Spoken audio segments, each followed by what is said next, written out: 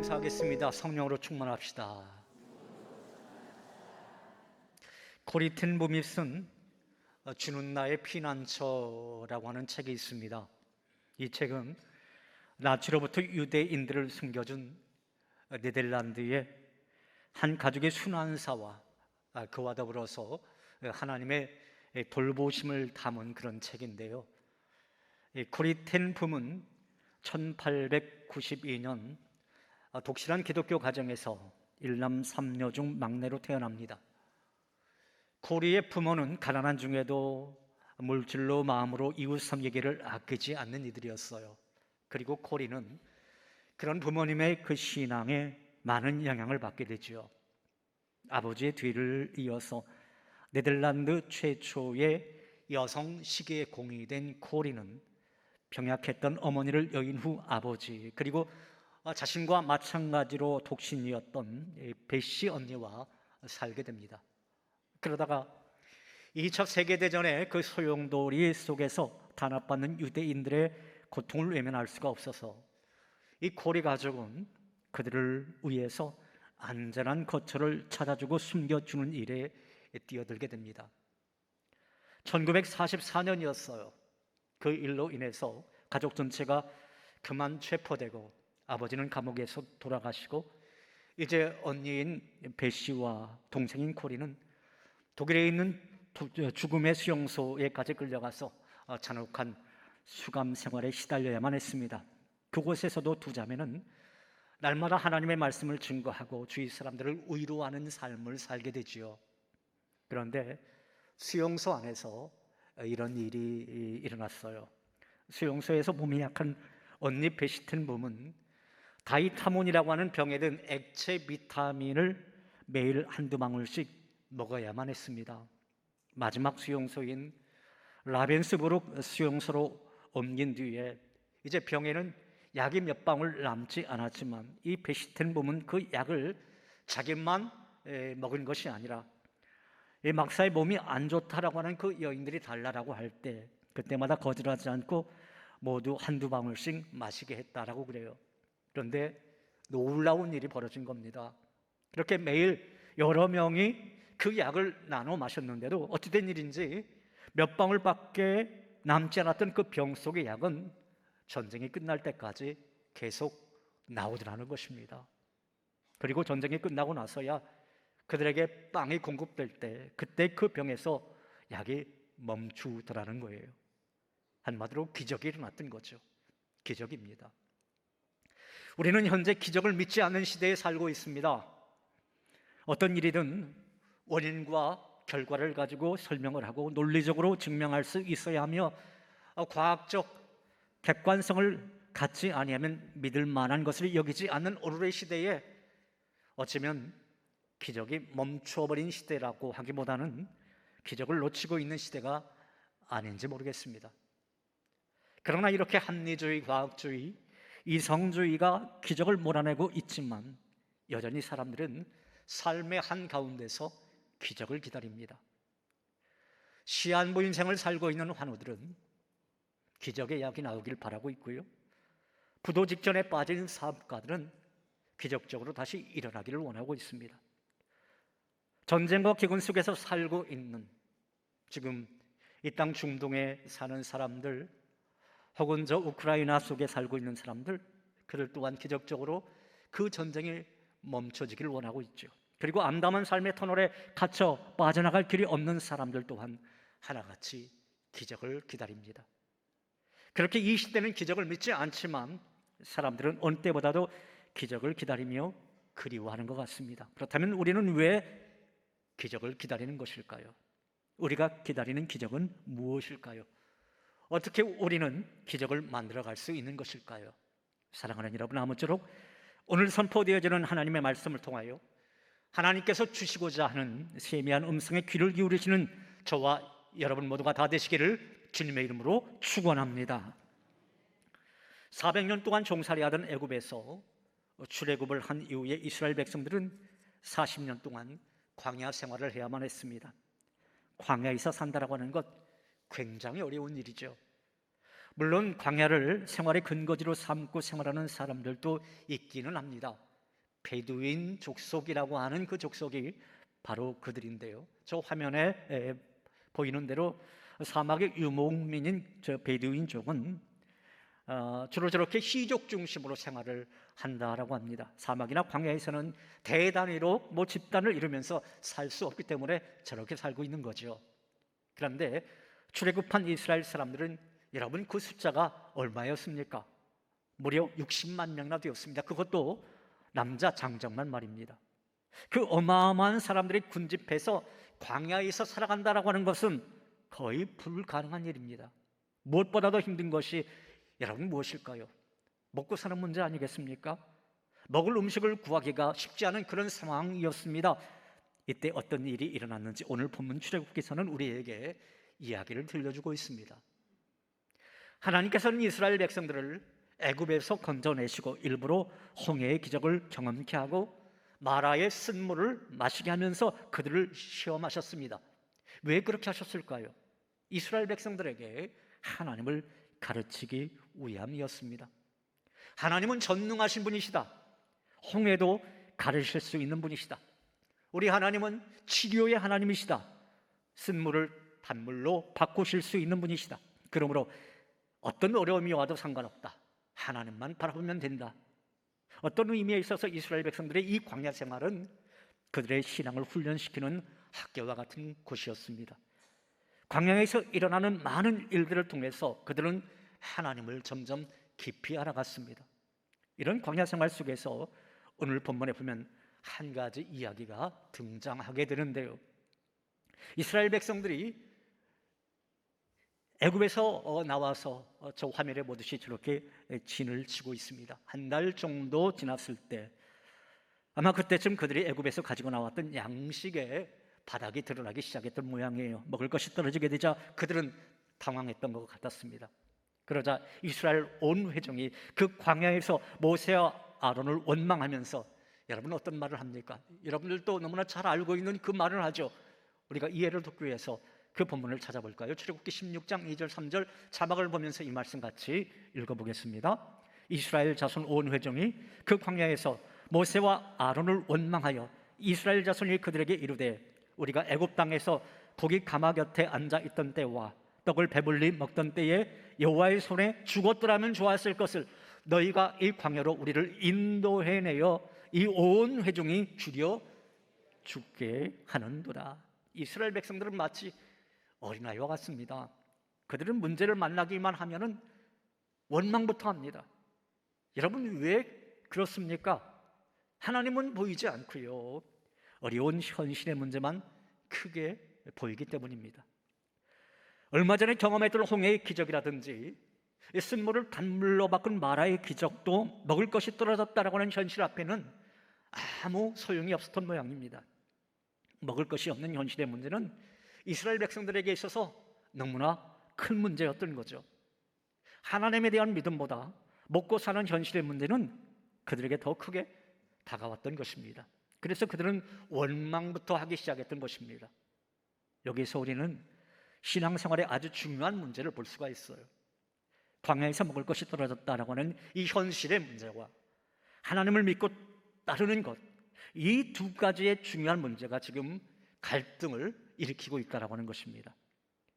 하나님을 잘 모르는 사람들은 먹고 사는 것은 농사를 짓거나 장사를 해서 아니면 직장 생활을 해서 월급을 타서 사는 것이지 하나님이 하실 일은 아니라고 생각합니다. 그래서 여러분 그들은 심지어 어떤 말까지 합니까? 이런 말까지 하죠. 너 교회 가면 밥이 나와 돈이 나와. 여러분도 종종 이런 얘기를 듣곤 하잖아요. 여러분 정말 그런 것입니까? 정말 하나님은 우리가 먹고 사는 문제를 해결하실 수 없는 분이실까요? 오늘 본문의 이야기를 보면 하나님께서는 이렇게 원망하고 있는 이스라엘 백성에게 4절 말씀을 통해서 이러한 말씀을 하십니다. 자, 4절 말씀 함께 읽어봅니다. 그때 여호와께서 모세에게 이르시되 보라 내가 너희를 위하여 하늘에서 양식을 비같이 내리리니 백성이 나가서 일용할 것을 날마다 거둘 것이라. 이같이 하여 그들이 내 율법을 준행하나 아니하나 내가 시험하리라. 여러분 보십시오. 하나님은요 하늘문을 열어서 백성들에게 양식을 비같이 내릴 것이다 그렇게 말씀하고 있어요. 실제로 하나님은 광야에서 이스라엘 백성들에게 만나를 내려 그들을 먹이셨습니다. 아무것도 없는 광야에서 장정만 60만 명이나 되는 사람들을, 그것도 40년 동안 단 한 끼도 굶기지 않고 먹으셨습니다. 사실 이것은 여러분 기적 중의 기적 아니겠습니까? 그런데 하나님은 이스라엘 백성들에게 그냥 만나를 내려 배불리 먹게 하신 것만이 아닙니다. 기적의 만나를 내려주신 이 사건을 통해서 하나님은 이스라엘 백성들에게 하나님이 과연 누구인지를 가르치셨고 그들의 믿음을 훈련시키시고자 했습니다. 자, 하나님께서 어떤 것을 훈련시키셨나요? 기적의 만나를 내려준 이 사건을 통해서 이스라엘은 또한 무엇을 배워야만 했습니까? 두 가지로 여러분에게 나눠서 말씀을 드릴게요. 첫째, 하나님께서는 이 만나 사건을 통해 공급하시는 하나님에 대해서 제대로 알도록 훈련시키셨습니다. 여러분, 하나님은 어떠한 분이십니까? 하나님은 공급하시는 하나님이십니다. 한번 따라해 보겠습니다. 공급하시는 하나님. 여러분, 이 사실을 믿으십니까? 여러분, 그렇습니다. 하나님은 공급하시는 하나님이십니다. 하나님은 모자람이 없이 베푸실 수 있는 분이십니다. 모든 필요를 채워주실 수 있는 분, 능히 양식을 공급하신 하나님. 이 기적의 만나 사건을 통해서 이스라엘은 바로 그런 하나님을 체험하게 되었습니다. 지금까지 이스라엘 백성들은 그들의 먹고 사는 문제는 애굽의 바로가 해결해 주었습니다. 바로는 이스라엘 백성을 노예로 부려먹기 위해서 그들에게 필요한 양식을 준 거죠. 내가 먹을 것을 너희에게 준다, 그러므로 너희는 나의 노예다 라고 바로가 말했던 겁니다. 이스라엘 백성이 바로의 노예가 된 것은 사실 따지고 보면 육신의 양식을 해결하기 위한 것이라고 할 수 있겠습니다. 그러나 이제 하나님은요, 이스라엘을 애굽에서 건져내시고 하나님의 그들의 필요한 양식을 채워주셨습니다. 이제는 더 이상 바로를 찾아갈 필요가 없습니다. 하나님의 모든 먹고 사는 문제를 해결해 주실 것이기 때문입니다. 그래서 본문 12절에 있는 말씀 보면 이러한 말씀을 하고 계세요. 12절 말씀 같이 읽어봅니다. 내가 이스라엘 자손의 원망함을 들었노라. 그들에게 말하여 이르기를 너희가 해질 때에는 고기를 먹고 아침에는 떡으로 배부르리니 내가 여호와 너희의 하나님인 줄 알리라 하라 하시니라. 자, 나는 기적적으로 너희를 먹일 수 있는 하나님이다. 그거 너희가 알았으면 좋겠다라고 하는 거죠. 여러분은 오늘 우리가 먹고 사는 것 또한 하나님의 은혜라고 하는 사실을 믿으십니까? 다 내가 한 것 같지만 하나님이 주신 건강으로 우리는 살고 있는 겁니다. 하나님의 지키심으로 우리가 하루하루 살아가고 있는 거예요. 궁극적으로 보면 모든 것이 다 기적 같은 하나님의 은혜인 것입니다. 그러므로 하나님의 은혜를 알고 하나님이 채워주심을 믿는 자들은 더 이상 먹을 것 때문에 염려하지 않아도 된다라고 하는 거예요. 하나님께서 기적을 베풀어서라도 우리의 삶의 모든 것을 공급해 주시마 약속하고 있습니다. 이제 하나님만 바라보라라는 것입니다. 사랑하는 여러분, 하나님은 기적을 통해서라도 우리의 필요를 공급하시는 분이시다라고 하는 이 사실을 기억하시고 늘 하나님의 은혜 속에 살아가는 저와 여러분들이 되시기를 간절히 바랍니다. 둘째, 하나님께서는 만나를 통해 물질의 훈련을 시키셨습니다. 한번 따라해 보겠습니다. 물질의 훈련을 시키셨다. 본문에 의하면 하나님께서 이스라엘 백성들에게 만나를 내려주셨는데 남지도 않고 부족하지도 않게 사람의 필요에 따라 공급하셨습니다. 함께 17절 18절에 있는 이 말씀 같이 읽어볼까요? 이스라엘 자손이 그같이 하였더니 그 거둔 것이 많기도 하고 적기도 하나 오멜로 되어본즉 많이 거둔 자도 남음이 없고 적게 거둔 자도 부족함이 없이 각 사람은 먹을 만큼만 거두었더라. 자기 딴에는 많이 거두었다라고 생각했는데 나중에 대박으로 되어보니까요, 한 오멜밖에 되지 않는 거예요. 또 어떤 사람은 나는 다른 사람보다 적게 거두었다고 생각하는데 집에 돌아와서 보니까 역시 한 오멜이었습니다. 하나님께서는 이 만나를 거두는 것을 통해서 하나님 백성들의 물질에 대한 생각을 바르게 하셨습니다. 보통 사람들은 다 욕심이 있잖아요. 다 많이 거두고 싶어 합니다. 여러분, 군대 훈련소 가서 보면요, 꼭 이렇게 배식하는 사람이 밥 퍼줄 때 내 밥은 적어 보이고 다른 사람, 옆 사람의 밥은 많아 보여요. 이게 사람의 심리더라라고 하는 것이죠. 자, 그러나 하나님의 백성들은 욕심으로 사는 사람들이 아닙니다. 많이 거두었다고 생각하는 사람이나 적게 거두었다고 생각하는 사람들이나 다 필요한 대로 충족이 되었습니다. 또 하나님은 기적의 만나를 매일매일 거두게 하셨습니다. 만나는 하나님이 날마다 주시는 일용할 양식이었습니다. 만나는 아침에 해가 뜨기 전에 이슬과 함께 내렸고 아침 해가 뜨면 곧 없어졌습니다. 흥미있는 것은 이 만나가 하루가 지나면 벌레가 생기고 냄새가 난다라고 하는 거예요. 그러기에 이 만나는 저장할 수 없는 음식입니다. 일주일분 정도 아니면 한 달 미리 저장해 놓고 쌓아두면 참 좋겠는데 그렇게 할 수가 없었어요. 만나는 매일매일 아침 일찍 거두어야만 했습니다. 그렇다면 왜 하나님께서는 이렇게 하셨던 것일까요? 우리에게 너무 분명한 메시지를 주기 원하셨기 때문입니다. 하나님의 백성들은 너무 많이 거두려고 욕심부려서는 안 된다라고 하는 거예요. 하나님의 백성들은 세상에 무엇인가를 많이 거두고 많이 쌓는 일에 온 마음을 다 빼앗겨서는 안 된다라고 하는 것입니다. 여러분, 만나는 목적이 아닙니다. 이 땅을 살아가는데 필요한 수단일 뿐입니다. 마찬가지예요. 하나님은 우리의 야망이나 욕심을 채워주시는 분이 아니십니다. 단지 필요를 채워주시는 분이십니다. 여러분, 사람은 지나치게 물질을 많이 가지고 있으면 하나님보다 물질을 더 신뢰할 가능성이 있어요. 물질이 우상이 되기가 참 쉽습니다. 반대로 물질이 너무 없으면 여러분 어떻습니까? 하나님의 영광을 훼손하는 비참한 삶을 살 수도 있지요. 따라서 여러분, 우리는 이렇게 기도해야 할 것입니다. 하나님, 나에게 물질을 허락해 주옵소서. 그러나 그 물질 때문에 내가 노예가 되지 않도록 인도해 주옵소서. 사랑하는 여러분, 그렇게 간구하고, 그래서 기적의 하나님으로부터 여러분들이 간구한 대로 응답받는 여러분들 모두가 다 되시기를 주님의 이름으로 축원합니다.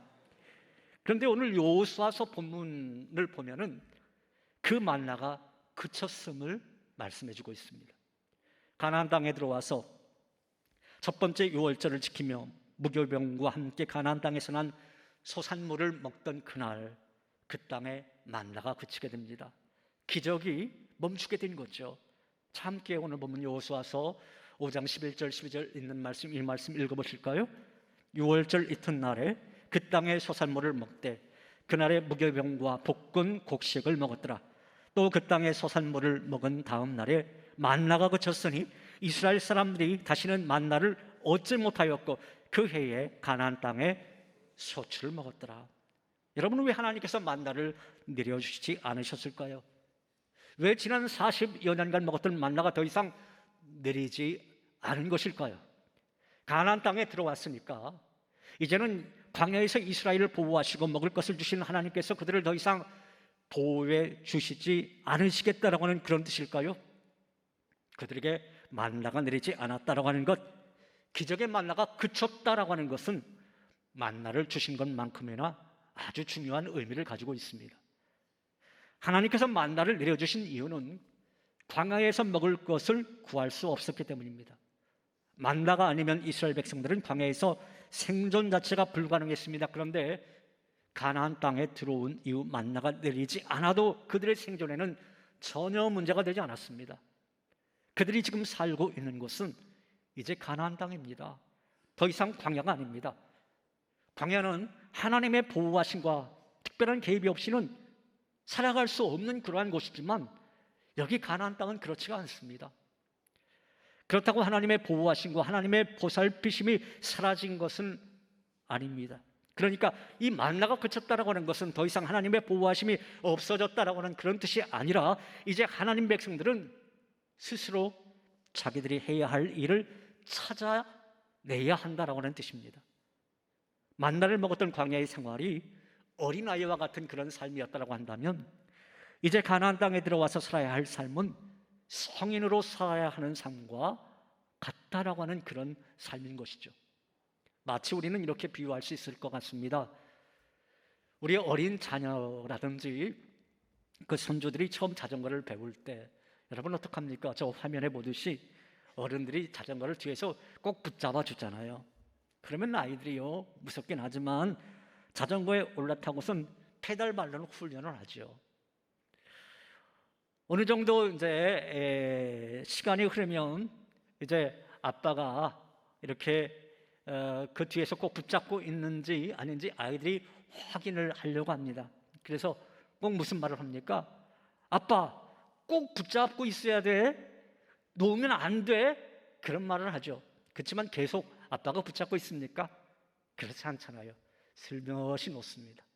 아이가 자기 혼자 탈 수 있을 것 같으면, 잘 훈련된 것 같으면 슬며시 놓습니다. 그러면요, 놓았는데도 그 아이는 잘 달리는 거예요. 그렇게 아이는 혼자서 자전거 타는 법을 배우게 되는 거지요. 여러분, 그렇습니다. 만나는 기적의 음식입니다. 그런데 그런 기적이 늘 베풀어질 수는 없습니다. 늘 기적만 바라보며 살 수는 없습니다. 우리가 성장해 가기 때문인 거죠. 믿음의 시간도 마찬가지인 거예요. 믿음의 시간이 흐르면서 우리의 신앙은 점점 더 성장해 갑니다. 그때 하나님께서는 우리에게 이전과는 다른 요구를 하실 때가 있습니다. 지금까지 베풀어 주셨던 은혜를 어느 순간인가 베풀어 주지 않으실 수도 있습니다. 지금까지 걸어왔던 길과 다른 길로 가라 하실 때가 있습니다. 그건 우리가 이제 다른 길을 가야 할 만큼 성장했기 때문입니다. 이스라엘 백성에게 기적의 만나가 그쳤습니다. 그건 하나님의 사랑이 그친 것이 아닙니다. 그들에게 하나님께서 베푸신 은혜가 더 이상 내려지지 않았다라고 하는 것을 의미하는 것도 아닙니다. 이제 그들 스스로 성숙한 신앙인으로 살아야 한다라고 하는 의미인 것입니다. 이스라엘 백성들은 40년 동안 광야 생활에서 늘 만나만 먹고 살았습니다. 그렇다고 우리는 다른 것 다 없어도 살 수 있지만 그 만나 없이는 살 수 없습니다. 그렇게 말해서는 안 된다라고 하는 것입니다. 광야에서 이스라엘 백성들은 농사도 짓지 아니하고 하나님께서 은혜로 주시는 신령한 양식인 만나를 먹었습니다. 그러나 이제는 만나가 필요 없게 된 거예요. 그들에게는 만나를 대신할 양식을 가나안 땅에서 농사를 지음으로 얻을 수 있게 되었기 때문입니다. 혹시 이 자리에 앉아 계신 여러분들 중에 하나님의 백성들이 기적적으로 사는 생활이 일반적으로 사는 생활보다 더 좋다고 생각하시는지 모르겠습니다. 그러나 기적적인 것도 때로는 필요하지만 일반적인 방법으로 나를 인도하시면서도 가장 좋은 것으로 인도하시는 은혜가 더 좋은 것입니다. 여러분, 이렇게 한번 생각해 봅시다. 어느 날 어떤 성도가 운전하고 가다가 저렇게 대형 사고를 당했습니다. 저런 상황이라면 누구든지 죽을 수밖에 없잖아요. 차가 다 찌그러져서 저 차 폐차할 수밖에 없습니다. 그런데 병원에 가서 검사해 보니까 아무 이상이 없다라고 하는 거예요. 여러분, 기적입니까? 기적이 아닙니까? 기적이죠. 저런 상황을 만난 성도라고 한다면 하나님 앞에 감사해야 될까요? 감사하지 않아야 할까요? 당연히 감사하겠죠. 하나님, 죽음의 기적 속에 나 살려주신 그 하나님 감사합니다. 그렇게 감사하겠죠. 자, 그런데 여러분, 그렇다면 오히려 내가 20년 운전하고 있는데 아무 사고 없이 안전하게 늘 보호하시는 그 하나님의 은혜에는 여러분 어떻게 해야 할까요? 감사해야 할까요? 감사하지 말아야 할까요? 당연히 감사해야 하는 것입니다. 그런데 기적에 만나 기적만을 고집하는 인생, 광야의 습성을 버리지 못한 인생은 조그마한 사탄의 도전에도 쉽게 무너지고 좌절하고 낙심하게 됩니다. 이런 정신과 이런 가치관으로는 가나안이 아무리 풍요롭고 넉넉한 결실을 준다고 할지라도 그림의 떡일 수밖에 없는 거예요. 가나안 땅을 정복하지 않으면 그 풍요는 허사일 뿐인 것입니다. 그러므로 가나안을 정복할 수 있는 힘과 능력을 키워야 하는 거예요. 하나님의 백성이라 할지라도 하나님의 풍요는 그냥 주어지지 않습니다. 하나님께서는 여러분들이 이 세상 구석구석에서 하나님의 백성답게 능력 있고 빛나게 살기를 바라고 계십니다. 여러분, 우리 하나님은 하늘에서 만나가 떨어지는 광야에만 계시는 분이 아닙니다. 땅을 파고 씨를 심고 거두는 그곳에도 하나님은 함께 계시는 줄로 믿습니다. 우리 하나님은 우리의 소리와 번개불이 번쩍이는 신의 산에만 계시는 분이 아닙니다. 우리들이 일하는 곳, 공장이나 회사나 학교 혹은 사무실이나 가정에도 함께 계시는 줄로 믿습니다. 우리 주님은 5천 명을 먹이시던 그 베세다 들녘에만 계시는 분이 아닙니다. 우리 가족들이 혹은 우리 성도들이 식탁에 둘러앉아서 감사의 기도를 드리고 음식을 나누는 그 자리에도 계시는 줄로 믿습니다. 사랑하는 여러분, 여러분의 삶에 기적의 만나가 그칠 때라도 절대로 낙심하지 마시고, 만나가 그칠 때, 그때는 오히려 하나님의 새로운 은혜를 체험할 수 있는 더 좋은 기회인 줄로 믿으시고 믿음으로 늘 승리하는 여러분들의 모든 삶이 되시기를 간절히 소망합니다. 이 시간 우리 그 찬양하죠. 우리 일상이라고 하는 찬양, 나를 보내사 서게 하신 곳, 가장 귀한 곳, 바로 이곳이라고 하는 이 찬양 같이 합니다.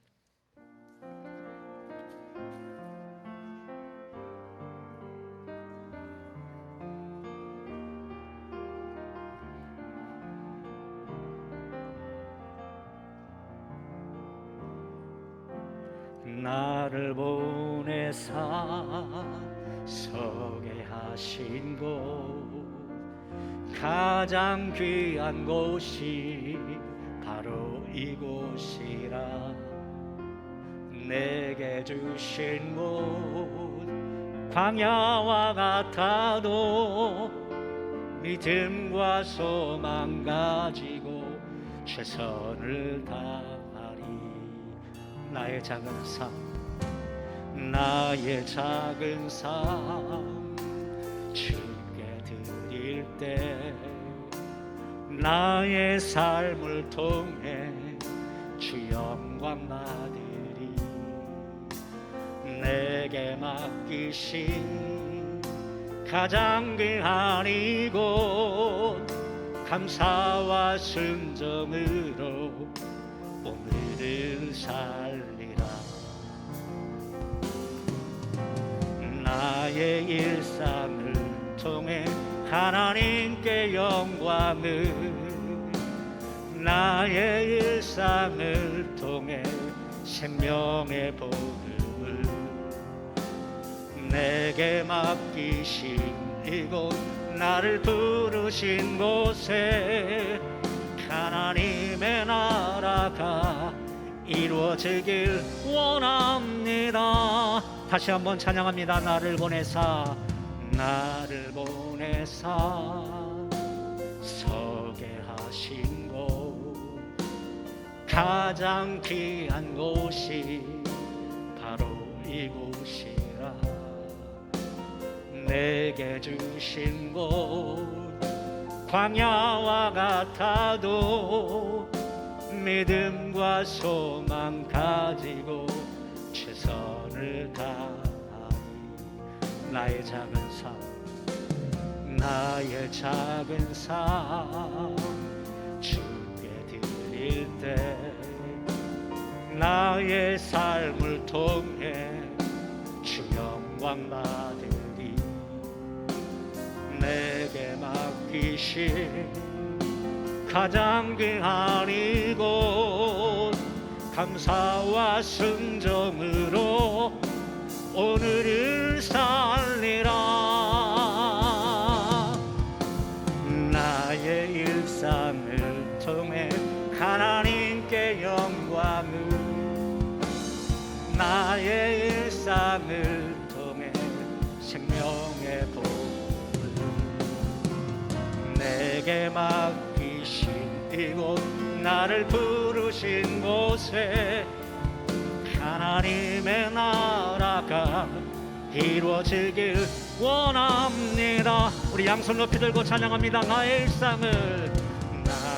일상을 통해 하나님께 영광을 아네. 나의 일상을 통해 생명의 복음을, 내게 맡기신 이곳, 나를 부르신 곳에 하나님의 나라가 이루어지길 원합니다. 할렐루야. 하나님 앞에 영광의 박수 올려드립니다. 할렐루야. 여러분, 광야에 날마다 만나가 내리는 것만 기적이 아니라 우리가 매일 숨쉬고 살아가는 것이 기적인 줄로 믿습니다. 해가 하늘에 걸려 하루 종일 멈춰 서 있는 것만 기적이 아니라 하루도 거르지 않고 날마다 태양이 떠오르는 것 또한 기적인 것입니다. 강물이 둘로 갈라지는 것도 기적이지만 쉼없이 흐르는 강물이야말로 여러분 기적 그 자체 아니겠습니까? 사랑하는 여러분, 여러분은 지금 어떤 기적을 기다리고 계십니까? 그 기적이 어떤 기적이든 일상 속에서 기적을 발견하시는 여러분들이 되시기를 간절히 소망합니다. 주님을 우리 삶의 주인으로 모시고 광야 속에 우리가 만약에 살고 있거든 기적의 만나의 기적을 누리시고, 가나안 땅에서 여러분이 지금 살고 있거든 일상의 평안의 축복을 누리시는 기적의 신앙인들이 다 되시기를 우리 주님의 이름으로 축원합니다. 하나님 아버지, 감사합니다. 우리가 삶을 살아갈 때 하나님, 이럴 때는 기적이 필요합니다, 그렇게 기도할 때도 있고, 이때는 하나님의 은혜로 지금 살고 있는 것 같습니다, 그렇게 하나님 앞에 고백할 때도 있습니다. 하나님, 우리의 삶에 어떤 상황이 주어든지 간에 우리가 정말 하나님의 은혜 속에 살아갈 수 있도록 인도하여 주시옵소서. 늘 하나님과 동행하며 기적이 필요할 때는 기적을 맛보고, 또 가나안 땅의 평안 속에서는 그 평안을 누리며 맛보며 살아갈 수 있는 우리 모두 다 되게 하여 주시옵소서. 예수님 이름으로 기도하옵나이다. 아멘.